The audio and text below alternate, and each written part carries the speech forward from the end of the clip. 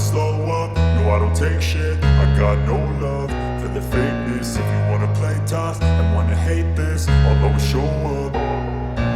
I don't ever slow up, no I don't take shit. I got no love for the fakeness. If you wanna play tough and wanna hate this, I'll always show up and make a statement. I don't ever slow up, no I don't take shit. I got no love for the fakeness. If you wanna play tough and wanna hate this, I'll always show up and make a statement. Everything I do so instinctive. Welcome back to my YouTube channel Dipankar editing. তো আজ একটা নতুন status editing video নিয়ে চলে এসেছি। তো চলো ভিডিওটাকে শুরু করা যাক।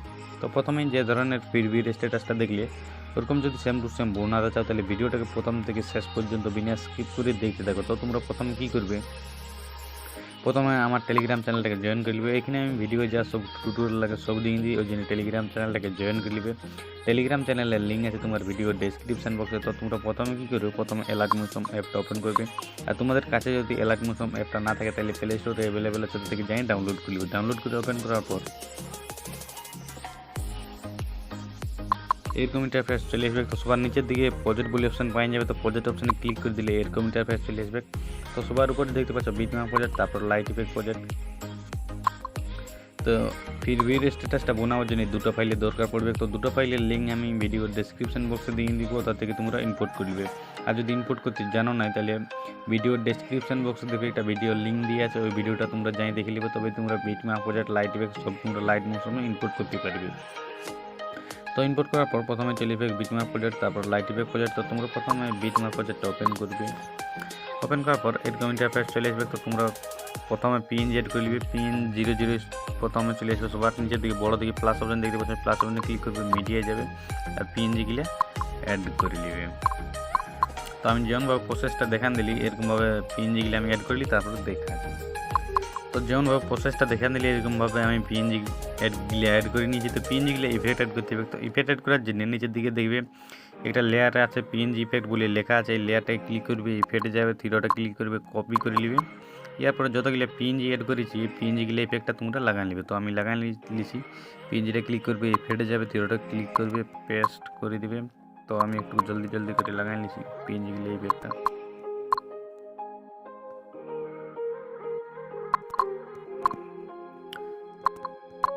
তো যেমনভাবে প্রসেসটা দেখান দিলি এরকমভাবে পিএনজি ইফেক্টগুলো লাগাই নেবে।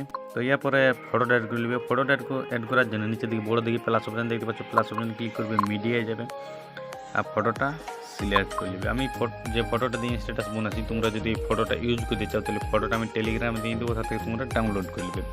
তো ফটোটা ফুল স্ক্রিন করার জন্য উপরে তিরট পাবে, তিরটে ক্লিক করবে, 5 নম্বর অপশানে ক্লিক করে দিবে, ফুল কম্পালসারি এরিয়ার লেখা আছে, মুভমেন্ট ট্রান্সফরমেন্ট যাবে, 3 নম্বরটা হালকা জুম করে নেবে, 1 নম্বরটা মিডিলে করে নেবে আর ফটোটা এবার ক্লিক করবে, এদিকে এবার স্ক্রল করবে আর 1 নম্বরটা ক্লিক করে দিবে, ফটোটাকে মার্ক করবে আর নিচের দিকে নিয়ে চলে আসবে।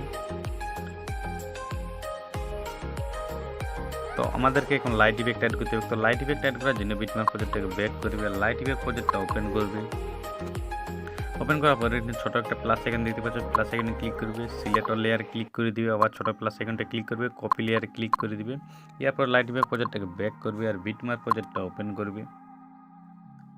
ওপেন করার পর 00 চলে আসবে। আসার পরে আবার ছোট প্লাস আইকনে ক্লিক করবে আর পেস্ট লেয়ারে ক্লিক করে দিবে।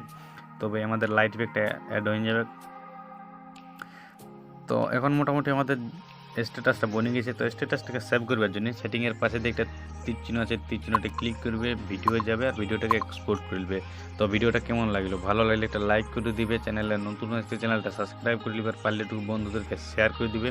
আর ভিডিওটা কেমন লাগলো কমেন্ট করে জানাবে।